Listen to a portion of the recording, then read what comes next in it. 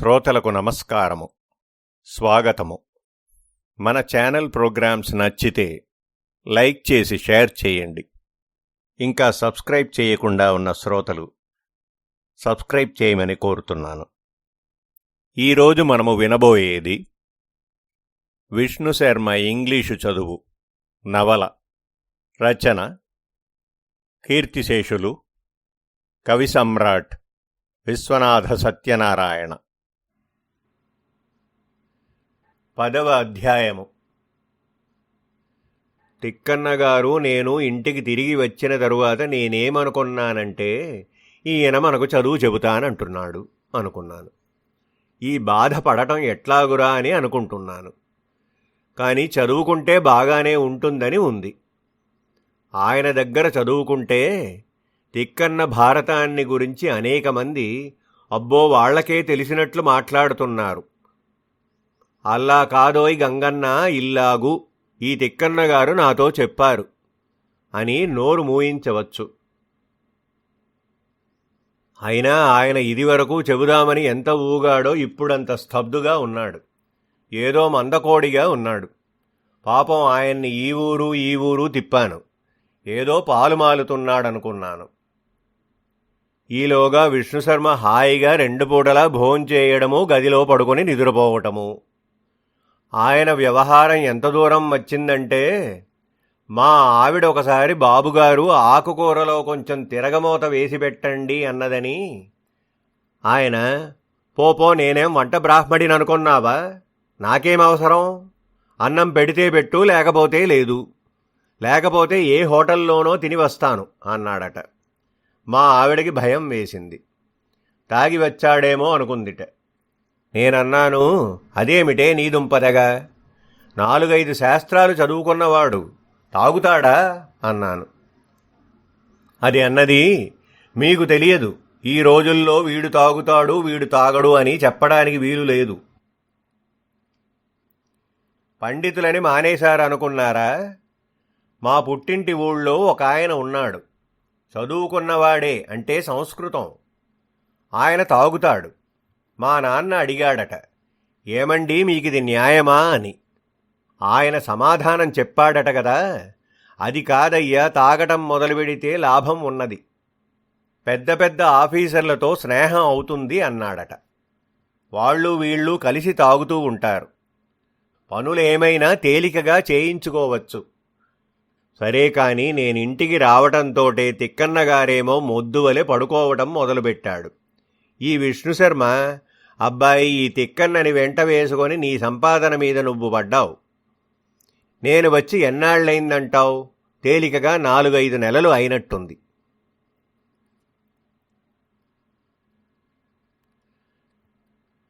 ఇక్కడ ఉండటం నాకు బాగా లేదు. నేను స్వర్గానికి వెళ్ళిపోతాను. మిగిలిన చదువేదో చెప్పివేసేయి అన్నాడు. నేను, భలేవాడవే, ఆవగింజలో అరభాగం కాలేదు, అసలు నీకేం వచ్చునయ్యా, అక్షరాలు చదువుకున్నావు, అన్నీ కలిపి 20 మాటలు వచ్చునో రావో నీకు, నీ అంతటి నువ్వేం చదువుకుంటావన్నాను. ఆయన నవ్వాడు.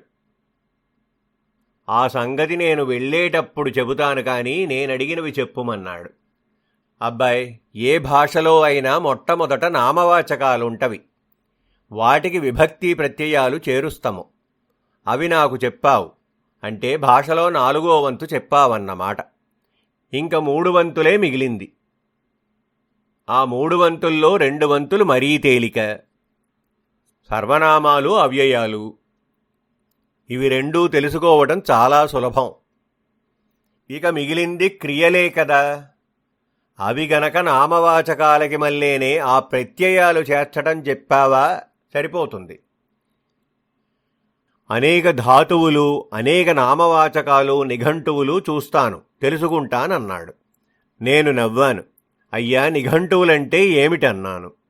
ఆయన, ఏమిటోయ్, అమరముందనుకో, దేవవర్గు అంతా ఒకచోట ఉండిపోయి భూవర్గు, వాగ్వర్గము ఇవన్నీ తెలుసుకోవటమే కదా అన్నాడు. నేను, అయ్యా మిమ్మల్ని చూస్తే జాలి వేస్తుంది. మీకు నేర్పిన ఈ కొంచెం ఇంగ్లీషును బట్టే మనకు వాళ్లకు ఏమీ సంబంధం లేదని తెలిసి ఉండాలి. వాళ్ళ నిఘంటువులు ఇట్లా వర్గములుగా విభజింపబడి ఉండవు, అకారాదిగా ఉంటవి. అంటే ఏ మీద వచ్చే మాటలన్నీ ఒకచోట ఉంటవి, బి మీద వచ్చే మాటలన్నీ ఒకచోట ఉంటవి. అంటే మ్యాన్, మంకీ రెండూ ఒకచోటే ఉంటవి బాబూ. ఇది మనుష్యవర్గులోనూ అది పశువర్గులోనూ ఉండదు, అక్కడ అంతా ఒకటేను అన్నాను. ఆయన, అదేమిటయ్యా, మనుష్యుడు కోతి ఒకటేమిటి అన్నాడు. నేను, అబ్బరమా ఏమిటి, మనుష్యుడు కోతిలోంచి పుట్టాడుట అని వాళ్ల ప్రకృతి శాస్త్రవేత్త, అతని పేరు డార్విన్ అనుకుంటాను, అతడు చెప్పాడు. నేను డార్విన్ అనుకుంటున్నాను బాబూ, కాకపోవచ్చు.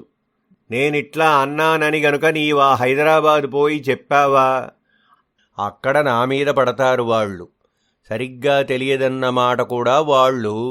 నేనేదో ఇంగ్లీషు భాష గొప్ప భాషట, దానికి నేను అన్యాయం చేస్తున్నానట. కబుర్ల రాయిళ్ళు బోలెడు మంది ఉన్నారు, ఎందుకు వచ్చింది, వాళ్లతో బాధగా ఉంది అన్నాను. అంటే విష్ణుశర్మ, కోతిలో నుంచి మనుష్యుడు పుట్టటమేమిటయ్యా అన్నాడు. నేనేం చేయను, ఇలా చెప్పాను. పరిణామ సిద్ధాంతమని ఒకటి ఉన్నదండి. నీటి జంతువులలో నుంచి నేల మీద తిరిగే జంతువులు, వాటిల్లో నుంచి క్రమంగా కోతులు, వాటిల్లోంచి మనుష్యులు ఇలా పుట్టుకొచ్చారట అన్నాను. విష్ణుశర్మ, మొన్న ఏదో ఉమన్ అన్న మాటకి మనుష్యుడిలోంచి పుట్టింది స్త్రీ అని చెప్పినట్లున్నావు. వాళ్ల దేవుడు 6 రోజులు ఏదో సృష్టి చేశాడు, 7వ రోజున రెస్టు తీసుకున్నాడన్నావు. దానికి దీనికి ఏమిటి సంబంధం అన్నాడు. నేను, మీరల్లా ప్రశ్నలు వేయకూడదు. ఆదివారాలు సెలవు వచ్చేందుకోసం దేవుడు సృష్టి చేశాడు. అసలు చదువు, విజ్ఞానము మొదలైన వాటి కోసం డార్విన్ మొదలైన వాళ్ళు వీటిని కల్పించారు. దానికదే దీనికిదే అన్నాను. అని, బాబూ, మేము ఇంతమందిమి ఇంగ్లీషు చదువుకుంటున్నాము. నీవు వేసిన ప్రశ్న ఒకళ్ళమూ వేయలేదు. కోతుల్లో నుంచి మనుష్యులు పుట్టారంటే ఒప్పుక తీరాము. అయితే భగవంతుడు కాదు కదా సృష్టి చేసింది. ఆదివారం సెలవు తీసుకోవడం అన్యాయం కదా. మాకు ఆదివారం సెలవు పోతుందేమోనని భయం. మేము ఆ ప్రశ్నే వేయము. విష్ణుశర్మ, మీ చావు మీరు చావండిరా అన్నాడు. అని అవ్యయాలు చెప్పమన్నాడు. చెప్పాను. నాకు తోచినవి చెప్పాను. మధ్య మధ్య ఉచ్చారణలో మళ్లీ తప్పులు పట్టడం మొదలెట్టాడు. సర్వనామానికి ప్రోనౌన్ అంటారు అన్నాను. సర్వనామానికి ప్రోనౌన్ అని ఎందుకన్నారు అన్నాడు. నాకేం తెలుసు, వాళ్ళు చెప్పిందే చెప్పాను. నామమునకు బదులు వస్తుంది గనక అన్నాను. ఆయన, నామానికి బదులు రావటమేమిరా అన్నాడు. నేను, బదులే వస్తుంది కదా. రాముడు రావణుని చంపెను, అతడు కుంభకర్ణుని కూడా చంపెను. అతడు అన్నది రాముని బదులు వచ్చింది అన్నాను. ఆయన, నీవు రాజమహేంద్రవరము వెళ్ళితివి, నీవు విశ్వవిద్యాలయమునకు వెళ్ళితివి.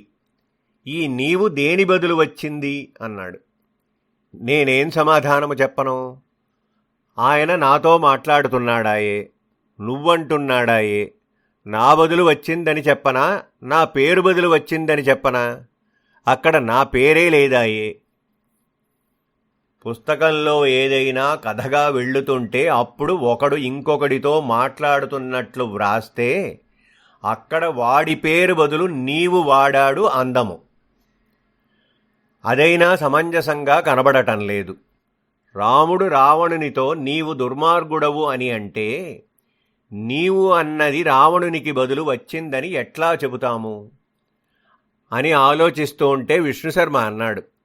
అబ్బాయి, ప్రోనౌన్ నామవాచకానికి బదులు వచ్చే అట్టయితే నీవు నేను అనే మాటలు ఉండకూడదోయ్ అన్నాడు. నువ్వు అనుకుంటున్నట్లే రాముడు రావణునితోనతడు దుర్మార్గుడనెను అంటే సరిపోతుంది. అప్పుడు నీవు నేను అన్నమాట అక్కరనే లేదు. అయిపోయిన తరువాత మళ్ళీ ఇలా అన్నాడు. నాయనా, సర్వనామమంటే ఏమిటో తెలుసునా? అందరికీ ఉండే పేరోయ్. ప్రతివాడు నేను అనవచ్చు. మనం ఎవడితో మాట్లాడుతూ ఉంటామో ఆ ప్రతివాడు నీవే. ఎవరి గురించి మాట్లాడామో ఆ ప్రతివాడు అతడే. అది సర్వనామమంటే. ఈ భాష భావశుద్ధి లేని భాష. ఇదివరకే చెప్పా కదా, ఏదో ఎరుకల భాష వంటిది.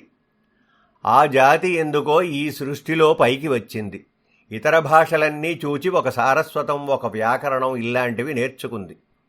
ఆత్మశుద్ధి లేని భాష, జన్మశుద్ధి లేని భాష అన్నాడు. నేను, నీ సొమ్మేం పోయింది మహాప్రభూ, నీ దారిని నీవు పోయి స్వర్గంలో కూర్చుంటావు. ఈ మాటలు నేనెవరితోనన్నా చెప్పానా, నా కంఠానికి ఉరేనన్నాను. ఆయన, ఒక్కసారి అది వేసుకుంటే సరిపోతుంది. ఎందుకు వచ్చిన బాధ ఇది అన్నాడు. సరే, క్రియని గురించి చెప్పమన్నాడు. నేను చెప్పా కదా, ఐ గో, నేను వెళ్ళుదును. ఇది అనిశ్చితమైన వర్తమాన కాలము. హీ గోస్ అనవలె, దే గో అనవలె. ప్రథమ పురుషలో ఏకవచనానికి క్రియకి ఎస్ చేరుతుంది, బహువచనానికి ఉండదు అన్నాను. ఆయన, మొత్తానికి నామవాచకాలకి క్రియలకి విరోధమల్లే ఉందేమోయ్. నామవాచకాలలో బహువచనానికి ఎస్ చేరుతుంది, క్రియకు ఏకవచనానికి చేరుతుందేమీ అన్నాడు. అని ఐ గోస్ తప్ప అని అడిగాడు. నెమ్మదిగా అంటారేమిటి, అమ్మా బూతు అన్నాను. అని అంత తప్పనటానికి వీలు లేదు. వాళ్ల దేశంలో వాడుక భాషలో ఇల్లాగే వాడుతారప్పుడప్పుడు, బహువచన క్రియకు గలుపుతారు అన్నాను. ఆయన, మరి ఇంకా ఏం అల్లా చెప్పు. ఈ దోషంలో సగానికి సగం వాళ్ల భాషని బాగుచేద్దామనుకున్న వాళ్లదన్నమాట. వాళ్ళు పాపం కొందరు సహజంగానే మాట్లాడుతారు కాబోలు. సరే, ఇది అనిశ్చిత వర్తమానం గదా, నిశ్చిత వర్తమానమేమిటో చెప్పమన్నాడు. నేను చెప్పాను. ఇంగ్లీషులో బిఈ ఉండు, దీని యొక్క మార్పులు వస్తూ ఉంటవి. నేను అయితే యామ్ అని వస్తుంది. తక్కిన ఏకవచనానికి ఈజ్ వస్తుంది. బహువచనాలకి ఆర్ వస్తుంది. I am going, we are going, he is going, they are going, ఇల్లాగు అన్నాను. ఆయన, ఇదివరకు చెప్పావయ్యా, ఇది మరచిపోయినావు. సరేలే, అదట్లా ఉంచు. హీ ఈజ్ గోయింగ్, వాడు వెళ్ళుచున్నాడు. వాడు వెళ్ళుచున్నాడా అని ప్రశ్న వేస్తే ఎల్లాగు అన్నాడు. నేను, ఈ బిఈబి యొక్క రూపాన్ని మొదట వేయాలి, ఈజ్ హీ గోయింగ్ అనాలి అన్నాను. ఆయన, ఏమిటేమిటి మళ్ళీ చెప్పు అన్నాడు. ఏదో ముంచుకు వచ్చిందిరా బాబు అని మళ్ళీ చెప్పాను. అంటే విష్ణుశర్మ, నాయన ప్రశ్న వాక్యం చివర పుడుతూ ఉందా మొదట పుడుతూ ఉందా అన్నాడు. అది కాక వాడు వెళుచున్నాడు ప్రశ్న వేసేటప్పటికీ వెళ్ళుచున్నాడా అన్నాము. ఎంత సులభంగా ఉందంటావు. ఇదివరకే ఉన్న వాక్యానికి ఆ కలిపాము. సుఖంగా ప్రశ్న అయింది. 2 ధాతువులు, అందులో ఒకదాన్ని తీసుకువచ్చి వెనక వేస్తే అది ప్రశ్న కావటం. ఇది పిల్లలకి కష్టం కాదయ్యా అన్నాడు. నేనన్నాను, కాస్త కష్టమేమిటి బాబూ, ఆన్ ది టేబుల్ మొదలైన వాటిల్లో ఆ ప్రిపోజిషన్స్ వెనక వేయించటం, ఈ ప్రశ్నలో ఈ సహాయక్రియని వెనక వేయించటం మా పిల్లలకి చెప్పలేక నా ప్రాణం పోతున్నది. 4-5 ఏండ్లు అయితేనే కానీ వాళ్లకు అభ్యాసం కావటం లేదు. ఆ స్పెల్లింగు బాధ స్పెల్లింగుల బాధగానే ఉంది. చచ్చేంతవరకు చదువుగానే ఉంది. ఆ భాష మీద ఈగ వాలితే చెప్పుచ్చుకు కొడుతున్నారు. అన్ని చెప్పుదెబ్బలు తింటున్నా దానికి బుద్ధి రావటం లేదు. నన్నేం చేయమంటున్నారు? నన్నడిగితే ఈ బాధ ప్రతివాడు పడుతూనే ఉన్నాడు. ఒక్కడికి జ్ఞానమున్నట్లు కనబడటం లేదు. ఇందులో కొందరు జగన్మోహనులు, రామమోహనులు, ఇల్లాంటి మోహనులు ఉన్నారు. వాళ్ళు మోహన్ అంటే ఇతరులని మోహింపచేయడం కాదు, వాళ్లే ఈ భాషని చూచి మోహపడటం. వాళ్ల పేర్ల చివర నకారం ఎందుకో తెలియదు. ఇది మాత్రం ఇట్లా జరుగుతుంది అన్నాను. ఆయన సరేనని భూతకాలం చెప్పమన్నాడు. భూతకాలం చెప్పాను. చెబితే కొన్ని బలహీనపు క్రియలు, కొన్ని బలంగల క్రియలాయే. ఈడీ కలిపితే కొన్నింటికి పాస్ట్ టెన్స్. ఆస్క్ అడుగుట, దీనికి ఈడీ కలిపితే అడిగెను అని చెప్పాము. ఆయన మాట్లాడెను అంటే స్పీక్డ్ అన్నాడు. అల్లా కాదు బాబు, దాన్ని స్పోక్ అనవలే అని రోట్ మొదలైనవి చెప్పాను. ఆయన కొంచెం పేచీయేనయ్యా, ఏ చిట్టాకి ఆ చిట్టా చదవాలల్లే ఉంది. భిన్న రూపం కాదాయే, ఒక్కటే రూపమాయే, దానికి అట్లాగాయే దీనికిట్లాగాయే. గో అనటానికి పాస్ట్ టెన్స్కి సంబంధం లేదాయే, అది వెంట్ అంటూ ఉంటివి, డూకి డిడ్ అంటూ ఉంటివి. నేనేదో సులభంగా ప్రకృతి ప్రత్యయ విభేదం తెలుసుకోవడంతోటే భాష వస్తుందనుకున్నాను. ఇక్కడ ప్రకృతి లేదాయే, ప్రత్యయము లేదాయే. ఈ కేటాయింపుగా ఉన్న మాటలన్నీ ఒకచోట ఎక్కడన్నా వ్రాసి ఉన్నాయా? ఉంటే ఆ పుస్తకం నాకియ్యి అన్నాడు. నేను అన్నీ ఎక్కడా వ్రాసి లేవు బాబూ, కొన్ని వ్యాకరణాలలో ఎక్కువ శబ్దాలు వ్రాసి ఉండవు. పైగా ఇప్పటి మా ఇంగ్లీషు చదువులో ఆ వ్యాకరణాలన్నీ తీసిపారేశారు.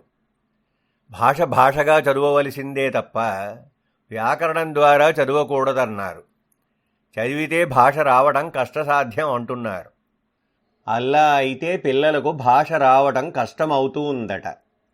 అందుచేత వాక్యాలుగా రావలసిందే అన్నాను. ఆయన అంటే ఏమిటో తెలుసునా అన్నాడు. నాకు తెలియదన్నాను. చెబుతా వినమన్నాడు. అబ్బాయి, మొట్టమొదట కొంత చెప్పాను.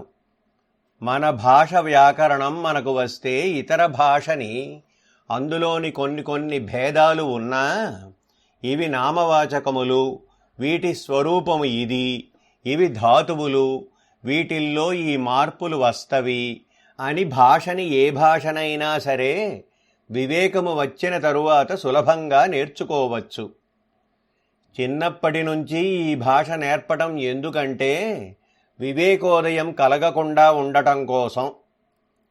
అదే అలవాటైపోతుంది. అలవాటైపోయిన దాన్ని గురించి ఎవడూ విచారించడు. ఏమిటిరా గడ్డి తింటున్నావంటే 10 ఏళ్ల బట్టి తింటున్నానన్నాడట. వాడికి ఎంత అలవాటైపోయిందంటే 10 ఏళ్ల మట్టి గడ్డి తింటున్నానని చెప్పడం కూడా వాడొక గొప్ప అనుకుంటున్నాడు. మన భాష మనం చదువుకొని పెద్దయిన తరువాత వాళ్ల భాషనే నేర్చుకోవటం వస్తే ఆ భాష ఎంత కోకిబీకి భాషో నేననుకున్నట్లే అందరూ అనుకుంటారు. అందుచేత ఎవళ్ళకి సరిగ్గా జ్ఞానమే రాకముందు భాష అనగా వ్యాకరణాన్ని ఆశ్రయించి ఉంటుంది. సర్వభాషలు సర్వవాక్యములు అన్ని మాటలు వ్యాకరణాన్నే ఆశ్రయించి ఉంటవి అనే జ్ఞానం ఉదయిస్తుంది. అప్పుడు పరభాష నేర్వటం తేలిక. ఆ జ్ఞానం కలుగకూడదు. అందుకోసం మీకు చిన్నప్పటి నుంచి ఇంగ్లీషు చెబుతున్నారు అన్నాడు. నేను అదేమిటండి, సర్వభాషకి వ్యాకరణం మూలమంటారేమిటి? మా దేశంలో ఇప్పుడు పెద్ద కవులున్నారు, పెద్ద రచయితలున్నారు. వాళ్ళు వ్యాకరణాన్ని నాశనం చెయ్యమంటున్నారు. మనం ఎట్లా మాట్లాడుతున్నామో అల్లాగే వ్రాయాలంటున్నారు అన్నాను.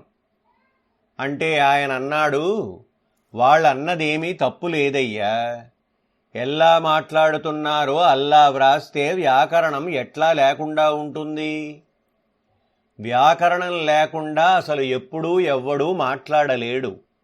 భాష ఉండదు, వాక్యం ఉండదు అన్నాడు. అయితే మనవాళ్లు మరెందుకట్లా అంటున్నారు అన్నాను. విష్ణుశర్మ ఎందుకంటున్నారో ఇందాకటి మట్టి చెబుతున్న కథే.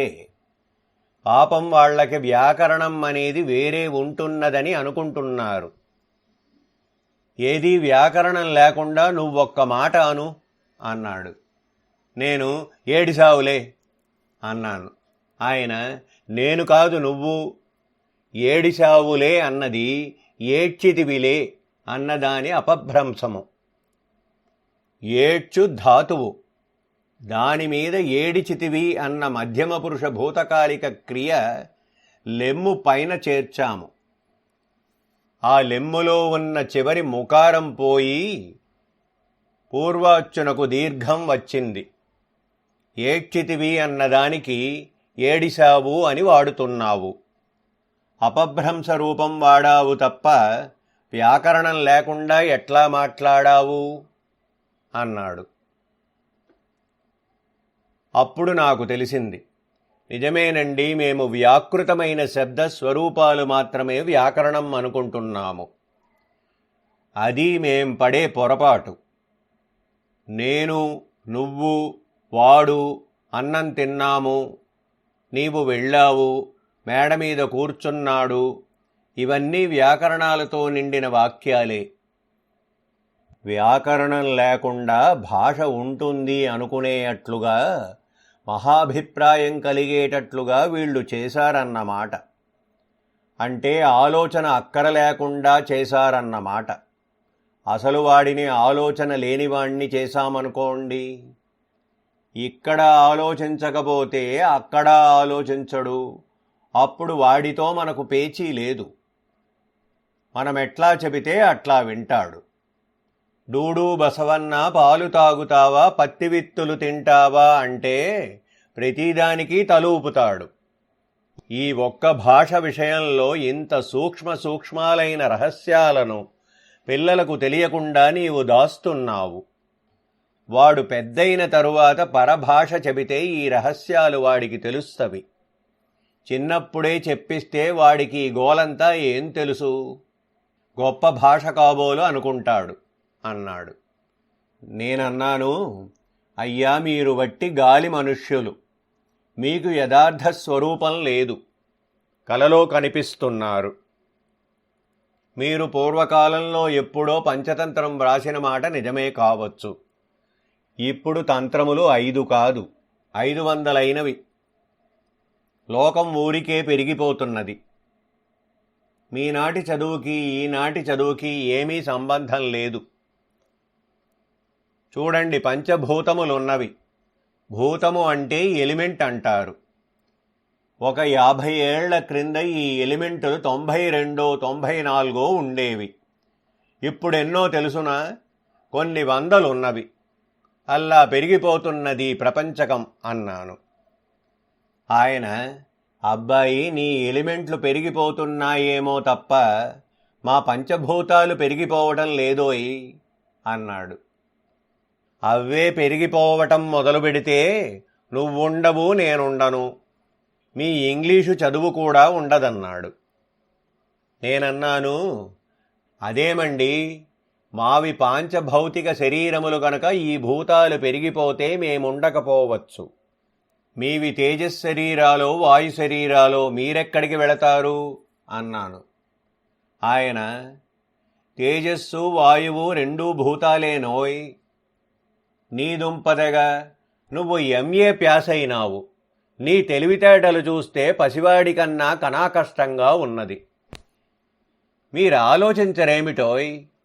ఏదో ఒకటి ప్రశ్న వేయటమేనాయే. వేయవచ్చునా వేయకూడదా అనే విచారణ లేదాయే. అయినా మీదన్న తప్పేముంది? ఆ చదువల్లాంటిది, అది మిమ్మల్ని ఆలోచించనీయదు. ఆలోచించే మార్గంలోనే చదువు చెప్పటం లేదాయే. ఆలోచించే శక్తి మీ మనస్సులకు కలగటం లేదాయే. అది కలిగిన తరువాత ఆలోచించే మార్గాలు ఇవ్వి అని వాటి స్వరూపం మీకు చెప్పరాయే. మీదేం తప్పుంది అన్నాడు. నేనేం చేయను? ఆయన, సరే, అదల్లా ఉంచు. వర్తమాన కాలంలో ప్రశ్న వేయాలి అంటే బి అన్న మాట యొక్క రూపం వెనుక వేయాలన్నావు. ఈ భూతకాలానికేం చేస్తావు? అక్కడ యామ్ గోయింగ్ ఉన్నది కనుక యామ్ని వెనుక పెట్టమన్నావు. క్యాన్ సీ ఉన్నది కనుక క్యాన్ని వెనుక పెట్టమన్నావు. ఇక్కడ వెంట్లో ఏముంది పెట్టేందుకు అన్నాడు. ఏం చేయను అన్నాను. అయ్యా, భూతకాలమనటంతోటే సర్వదా డూ అనే ధాతువు ఉన్నదని అనుకోవలే. వెంట్ అంటే అర్థమేమిటంటే డిడ్ గో అని అర్థము. డూకి డిడ్ పాస్ట్ టెన్స్. అందుచేత హీ వెంట్ అంటే హీ డిడ్ గో అని అర్థము. ఆయన అన్నాడు, బాగానే ఉంది. మళ్ళీ వెంటెందుకు? స్పోక్ ఎందుకు? రోట్ ఎందుకు అన్నాడు. నేనన్నాను, నన్నడిగితే ఏం చెప్పమంటావయ్యా? ఆ భాష అట్లా ఉంది. నీవు నేర్పమన్నావు, నేర్పుతున్నాను అన్నాను. అయితే సరే, వెంట్ అంటే డిడ్ గో అని అర్థమన్నమాట. నువ్వెందుకు చెప్పావో నాకు తెలిసిందిలే. వాడు వెళ్ళెనా అని నేను అడిగితే ఈ డిడ్ వెనక వేయటానికి చెప్పినట్లున్నావు అన్నాడు. సరిగ్గా అంతే అన్నాను. డిడ్ ఐ డై అని ప్రశ్న వేశాడు. వేసి, నీవు చావలేదు, నేను చచ్చాను అంటే ఇంగ్లీషు ఏమిటో చెప్పమన్నాడు. నేను చెప్పాను, you did not die, I died అని. ఆ పాటున ఇందాకటి మట్టి మన్ను తిన్న పామల్లే పడుక్కున్న తిక్కన్న ఈ విష్ణుశర్మ కలిసి ఒకటే నవ్వటం మొదలెట్టారు. నాకు భలే చిరాకు వేసింది. ఏమిటయ్యా నీవు 2 వాక్యాలు చెప్పితివి, ఇంగ్లీషు చెప్పమంటివి. నేను చెప్పితిని, మీ ఇద్దరూ పగలబడి నవ్వుతున్నారు. మీకు ఎటికెట్ తెలియదన్నాను. ఆ తిక్కన్న అసాధ్యుడు. నాయనా, ఆ మాటలో కే ఉందా, క్యూ ఉందా అన్నాడు. నన్ను పైనుంచి కిందికి దివాలా తీసి పారేస్తున్నారనుకోండి. నేను ఎందుకు నవ్వారో చెప్పండి అని నిగ్గతీశాను. తిక్కన్న అన్నాడు, ఓరి అమాయకుడా, ఆయన నిన్ను ఏ మాటలకి ఇంగ్లీషు చెప్పమన్నాడు? నీవు చావలేదు, నేను చచ్చిపోయినాను. ఈ మాటలకి నీవు ఇంగ్లీషు చెప్పేటప్పటికీ అర్థం ఏమి వచ్చింది? విష్ణుశర్మ చావనివాడు, నీవు చచ్చినవాడవు అయినావు కదా. అందుకని నాకు నవ్వు వచ్చింది అన్నాడు. ఈ మాత్రం మెలకువ నీకు తెలియలేదేమీ అన్నాడు. ఎందుకు తెలియలేదో తెలుసా అన్నాడు. నాయనా, నీవు చిన్నప్పటి నుంచి ఇంగ్లీషు నేర్చుకుని ఉంటావు. అందుచేత పిల్లలు ఆడుకోవటం, ఆక్షేపించుకోవటం, ఇలాంటి చమత్కారాలు వేసుకోవటం ఇవన్నీ నీకు తెలిసి ఉండవు. అల్లా చేసుకునే పిల్లల బుద్ధికి కొంత వాడి వస్తుంది. తెలుగుదేశపు పిల్లలు ఇల్లాగా అనుకుంటూ ఉంటారోయ్. ఇప్పుడు మానేశారేమో మాకు తెలియదు. దారి వెంట పోతూ చూస్తున్నాను. ఒక్క పిల్లవాడి ముఖాన తెలివితేటలు కనిపించటం లేదు. ఆ దిక్కుమాలిన సినిమా పాటలు పాడటం తప్ప ఇంకొకటి ఏమీ కనబడటం లేదు. పూర్వకాలంలో పిల్లలు అంటే తెలివిగల లెక్కలు వేసుకోవటం, పొడుపు కథలు చెప్పుకోవటం, ఆక్షేపించుకోవటం ఇలాంటివి ఉండేవి. వాళ్ల బుద్ధులకు నైళిత్యం వచ్చేది. ఇప్పుడు ఈ తెలివంతా on the table, in the శ్మశానము, did he go, am I going, ఆక్స్కి బహువచనం ఆక్సన్, ఈ దిక్కుమాలిన విషయాలన్నీ పెద్దయిన తరువాత సులభంగా తెలుసుకోదగినవి. ఇందులో సగానికి సగం తెలుసుకోకపోయినా నష్టం లేనివి. నేర్చుకునేందుకు బాధపడటంతోనే సరిపోతున్నది. సరే, ఆ భవిష్యత్ కాలం చెప్పమన్నాడు. నేను మొదలుపెట్టాను. అయ్యా, 2 సహాయక క్రియలు ఉన్నవి. ఒకటి WILL విల్, రెండవది SHALL షల్. ఇవి 2 నేర్చుకోవాలి. నేర్చుకుంటే I shall go, I will go, ఇవి 2 భవిష్యదర్థక క్రియలు అన్నాను. ఆయన 2 ఎందుకు అన్నాడు. నేనేం చెప్పను, నా శ్రాద్ధం, ఉన్నవి నేర్చుకో అంటే నాకు విసుగు వచ్చిందని ఆయన అనుకొని, అది కాదయ్యా, 2కి ఏమన్నా భేదం ఉందా అని అడుగుతున్నాను అన్నాడు. నేనన్నాను, ఉన్నది మహాప్రభో, ఏం ఉన్నదో నాకు తెలియదు. ఈ 2 మాటలు వాడటం చాలా కష్టం. ఇది వరకు ది అన్న మాట చెప్పాను కదా, దానిని ఉపయోగించటంలో ఉన్న కష్టం ఇక్కడా ఉంది. ఐ విల్ గో అంటే నేను తప్పకుండా వెళతాను అని కాబోలు అని అర్థం. వాడు తప్పకుండా వెళ్ళాలి అంటే హీ షాల్ గో అనాలి. సామాన్యంగా అయితే I shall go, he will go అనాలి. ఈ భేదం ఉన్నదనుకుంటాను అన్నాను. ఆయన అన్నాడు, ఈ మాత్రం కోసం 2 మాటలెందుకురా? ఏది ఎప్పుడు వాడాలో తెలియకపోవడం ఎందుకు? తప్పకుండా అని ప్రక్కన చేరిస్తే సరిపోతుంది కదా అన్నాడు. మనం అనటం లేదా తెలుగులో నేను తప్పకుండా వెళతాను అని? దానికోసం నేను షల్ వాడనా, విల్ వాడనా అన్న విచారణ ఎందుకు? కొన్నాళ్ళు ఇలా విచారణ చేసి వాడటమెందుకు? అలవాటైన తర్వాత బాగా వాడితే వాడు ఇంగ్లీషు ఎంత కరెక్ట్గా మాట్లాడతాడని ఇంకొక చవట సంతోషించటమెందుకు అన్నాడు. అని ఎందుకు ఈ బాధ? ఎందుకు పిల్లలని ఇట్లా బాధ పెడతారు? నీకు కూడా తెలియదంటున్నావే. నీకు కూడా అనుమానంగానే ఉందే. ఇంతింత చిన్న విషయాల్లో కూడా ఇన్ని సందేహాలు కల భాష మీ జాతి అంతా చదవటమెందుకు? ఈ తప్పులు తప్పులుగానే ఉండగా ఆ తప్పులతోనే మాట్లాడుతూ మేం పెద్ద పండితులమనుకుంటారేమిటి మరి? స్పెల్లింగు బాధలు, ఉచ్చారణ బాధలు, ది సరిగ్గా వాడటం చేతకాకపోవటం, విల్ షెల్ సరిగ్గా తెలియదు, ఇంకా ఎన్ని ఉన్నాయో. బాబూ, ఇటువంటి భాష మీరు నేర్చుకొని అందులో తూర్పు పడమరా తెలియకుండా ఏవో పుస్తకాలు చదవటం పండితులమనుకోవటమునా? నాకెందుకులే. దీనిని ప్రశ్న వేయాలిస్తే షల్ ఐ గో అనాలన్నమాట. అంతేనా అన్నాడు. అవునన్నాను.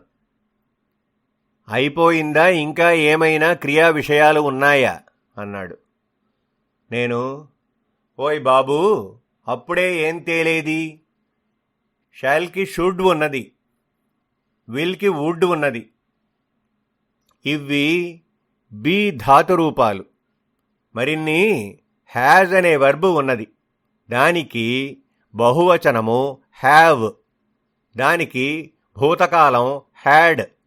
Shell have been, should have been, must have been.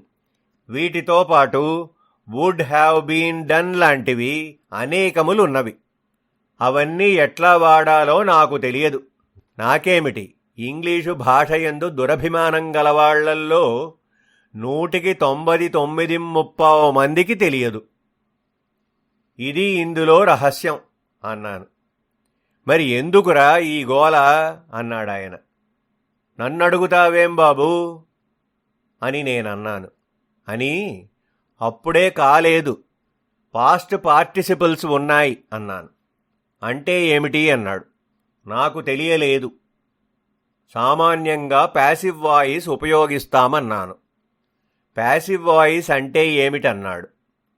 రాముడు రావణుని చంపెను, ఇది యాక్టివ్ వాయిస్ అంటారు. రావణుడు రామునిచే చంపబడెను, ఇది ప్యాసివ్ వాయిస్ అన్నాను. ఓహో అల్లాగా అన్నాడు. దీన్ని తెలుగులో ఏమంటారు అన్నాడు. ఏమంటారో నాకు తెలియలేదు. యాక్టివ్ వాయిస్ అంటే కర్తృర్థకము.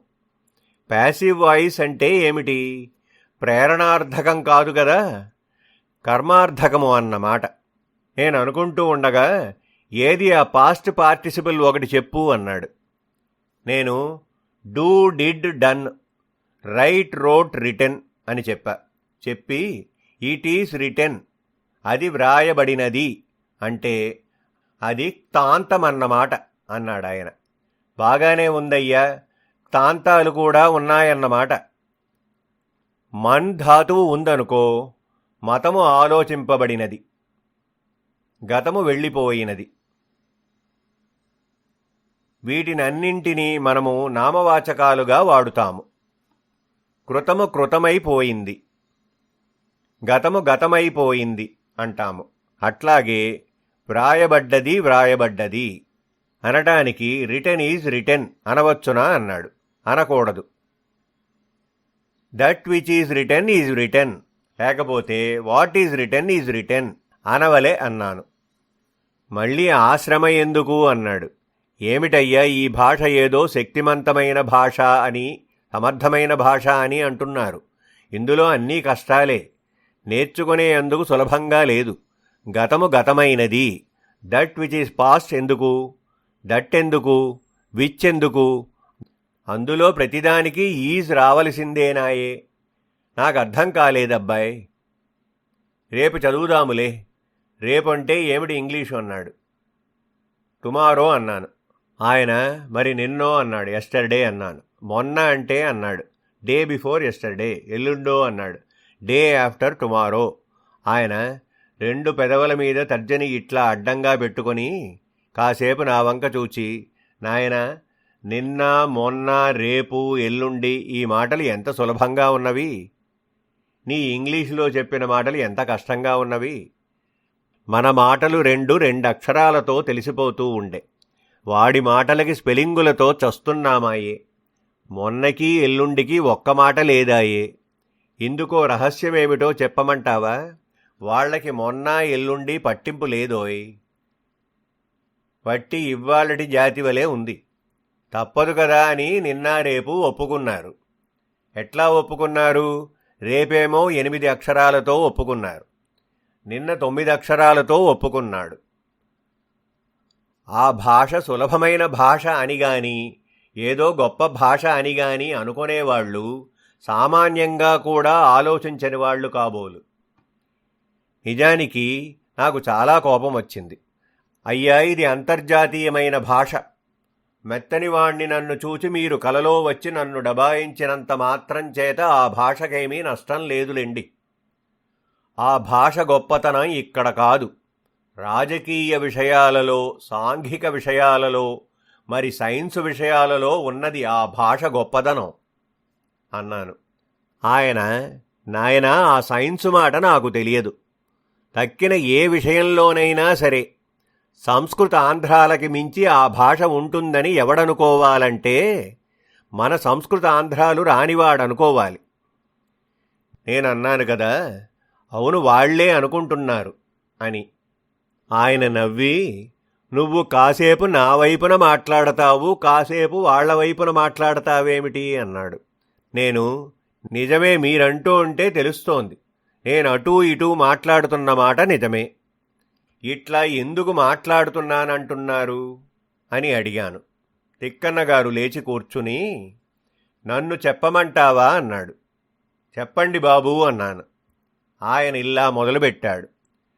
ఓరి నాయనా, నీ తమ్ముడికి, నీ బావమరిదికి, అంటే నీ పెళ్ళాం తమ్ముడికి ఇద్దరికీ తగాదా వచ్చిందనుకో, న్యాయం నీ తమ్ముడి వైపు ఉంది. అచ్చంగా తమ్ముడి వైపు మాట్లాడావా నీ పెళ్ళానికి కోపం వస్తుంది. అందుచేత ఎంతసేపు బావమరిది వైపే మాట్లాడుతూ మధ్య మధ్య నీకు తెలియకుండా నీ తమ్ముడి పక్షపు మాటలు మాట్లాడుతుంటావు. సహజంగా అది నీ నెత్తురులో ఉన్న లక్షణం. బావమరిది వైపు మాట్లాడటం ఆ నెత్తురులో ఉన్న సారాన్ని బయటికి పంపించే లక్షణం అన్నాడు. నేనేం చేయను, మాట్లాడకుండా ఊరుకున్నాను. మళ్ళీ నేనన్నాను, అయ్యా నిజమే కానీ మా పెద్ద పెద్ద ఇంగ్లీషు పండితులందరూ ఏ శాస్త్రాన్ని గురించి కూడా ఇంగ్లీషులో వృద్ధి పొందినంత సంస్కృతంలో వృద్ధి పొందలేదంటున్నారన్నాను. అంటే విష్ణుశర్మ, ఏమోనోయ్, నేను పంచతంత్రం వ్రాసాను కదా, అది నీతి. ఆ మాటకి ఇంగ్లీష్ ఏమిటి చెప్పమన్నాడు. నేను ఆలోచించాను. నాకొక విషయం జ్ఞాపకం వచ్చింది. ఎవడో ఒక అమెరికన్ పంచతంత్రాన్ని ఇంగ్లీషులోకి తర్జుమా చేశాడు. నాకతని పేరు జ్ఞాపకం లేదు. అతడు ఆ పుస్తకానికి పీఠిక వ్రాస్తూ, పీఠికలో వ్రాశాడు గదా, సంస్కృత భాషలో ఈ నీతి అన్న శబ్దం ఉన్నది. దీనికి సరైన శబ్దం మన భాషల్లో ఎక్కడా లేదు. మనం తలవంచుకొనవలసిన విషయమిది. సంస్కృతం అంత గొప్ప భాష అని వ్రాశాడు. అంటే విష్ణుశర్మ, అది నీతిలేని భాష అని అతడే ఒప్పుకొన్నాడన్నమాట అన్నాడు. అంటే నేను, నీతి అన్న మాట లేని భాషండి అన్నాను. అంటే విష్ణుశర్మ నవ్వుతూ అన్నానోయ్, బావమరిది స్థానంలో ఉన్న భాష కదా, ఆ మాత్రం హాస్యం ఆడకూడదా అన్నాడు. అంటే తిక్కన్న అన్నాడు, అనకూడదయ్యా విష్ణుశర్మ, ఆ బావమరిది కలెక్టర్ అనుకో, వాడు బావమరిది పరాచికం అనుకుంటాడా? కలెక్టర్ని నన్నన్నాడు అనుకుంటాడు అన్నాడు. అంటే విష్ణుశర్మ, భలే అన్నావయ్యా, భలే అన్నావు అన్నాడు. అందుకనే 15 పర్వాలు వ్రాసావు అన్నాడు. అంటే తిక్కన్న, అందుకనే యుద్ధపర్వంలో ఒక పద్యం మొదలుపెట్టాను. నావుడు నవ్వుటాలకనినన్ అని మొదలుపెట్టానోయ్ అన్నాడు. నేను, ఇంతకు మీరేమంటారు అన్నాను. విష్ణుశర్మ, ఇంతకు అంటావేమిటి, ఎంతకు? మనమేమన్నా బేరమాడామా? నువ్వు 10 రూపాయలు చెప్పావా? నేను సగానికి సగం అడిగానా? మనిద్దరి మధ్య బేరమే నడవటం లేదాయే. ఇంతకు ఏమిటని అడిగాడు. నేను తెల్లబోయి చూస్తున్నాను. వీళ్లతో మాట్లాడటం మహాపేచీగా ఉన్నది. అప్పుడు తిక్కన్న అన్నాడు, నాయనా, అంత తెల్లబోకోయ్. నువ్వు అంత తెల్లబోయినా దొరవు కానే కావు. వాళ్ల భాష ఎంత చదివినా నీవు నల్లజాతి వాడవే తప్ప తెల్లజాతి వాడవు కాదు. నీవు ఆ భాష చదివి తెల్లపడదామనుకుంటే ఆఫ్రికాలో మనుష్యులేం కావాలి?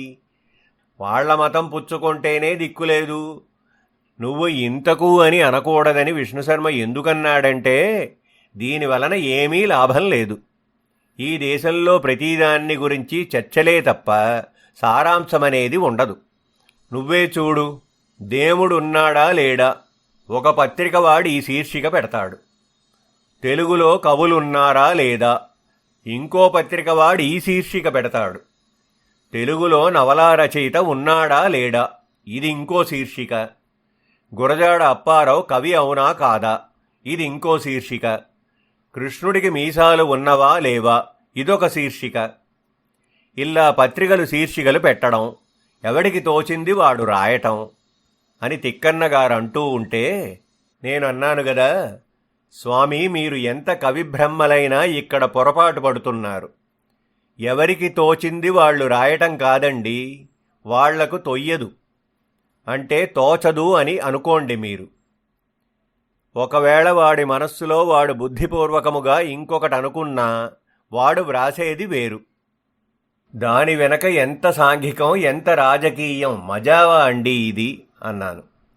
విష్ణుశర్మ, నిజం చెప్పావోయ్, నా ఆయుర్దాయం కూడా పోసుకు బతుకు అన్నాడు. తిక్కన్న నవ్వి, ఎందుకయ్యా పాపం అతన్ని నేర్పిస్తావు, నీకు ఆయుర్దాయం ఇంకా ఏముంది అంటే విష్ణుశర్మ అన్నాడు, అది మాత్రం ఆశీర్వచనం కాదేమిటి, అతనికి ఎన్నాళ్ల ఆయుర్దాయం ఉన్నదో అన్నాళ్ళు బ్రతకమని అర్థం అన్నాడు. అది రహస్యం. నువ్వెందుకు రైలులో వెళ్ళు, క్లబ్బుల్లో కూర్చో, 10 మంది కలిసినప్పుడు విను, సరిగ్గా అక్కడెలాగో పత్రికల్లోనూ అలాగే. చర్చ చర్చ చర్చ, ఒక్కదానికి నిశ్చయమనేది లేదు. ఇది తీర్మానించాము అనేది లేదు, ఇది నిశ్చయమనేది లేదు. అంత అగావుగా ఉందోయ్ ఈ ఇంగ్లీషు భాష. వాడు చెప్పిందానికి నీవు సమాధానం చెప్పలేకపోతే పూర్వకాలంలో అవతలవాడు చెప్పింది ఒప్పుకొనేవాళ్లు. ఈ కాలంలోనో వాడు భేదించే అందుకు అడుగుతాడు, ఐ బెగ్ టు డిఫర్. ఇక దేని తత్వం ఎలా నిర్ణయింపబడుతుంది? సరిగ్గా ఇలాంటి మనఃప్రవృత్తికి ఈ ఇంగ్లీషు చదువుల్లో ఉన్నటువంటి పరమరహస్యానికి ఇంత దగ్గరి సంబంధం. దేశమంతా ఇంగ్లీషు చదువుతున్నారు కనుక అందరి మనస్సులు ఇట్లాగే ఉన్నవి, అందరూ ఇట్లాగే మాట్లాడుతారు కనుక ఇంగ్లీషే చదువుతారు. తెలిసిందా ఈ రహస్యం అన్నాడు. మన భాష ప్రతీదీ నిర్వచనంతో, నిశ్చయంతో జరిగే భావం, జరిగే ఊహ, జరిగే బ్రతుకు, జరిగే భాష. అక్కడంతా గాలికి వెళ్ళుతూ ఉంటుంది, ఎట్లా వెళ్ళితే అట్లాగు అన్నాడు. నేను మనస్సులో గుడుసుళ్ళు పడుతున్నాను. ఆలోచించాను. నిజమేరా, అమెరికాలో ఆధునిక ఫిలాసఫర్స్ బయలుదేరారు. శాంతాయన వాళ్ళు అయిపోయినారు, కొత్తవాళ్లు వచ్చారు. వాళ్ళు కనిపెట్టారట, దాని పేరు బిహేవియరిజం అట. దానిమీద నడుస్తున్నాడిప్పుడు సంకృమయ్య. నిజమే, ఎలా వెళ్ళితే అల్లా వెళ్ళుతుంది, అదే గొప్ప అనుకున్నాను. మనుష్యుడు ఇల్లాగే నడువాలి అన్న నియమమేమిటి అంటే అభివృద్ధి లేదన్నమాట. ఎప్పుడూ నిడివిగా సూటిగా నడవటమేనా? చక్కగా పీతల్లే పక్కీగా నడిస్తే ఎంత బాగుంటుంది? నేను విష్ణుశర్మతో అన్నాను, ఏమయ్యా బాబూ, మీ మోస్తరు చూస్తే ఇక ఇంగ్లీషు చదివేటట్టు లేదే అని. ఆయన అన్నాడు, ఇంత మట్టుక్కే చాలురా నాయనా, నీతో పాటు కూర్చుని 20 ఏళ్ళెక్కడ ఉండమంటావు?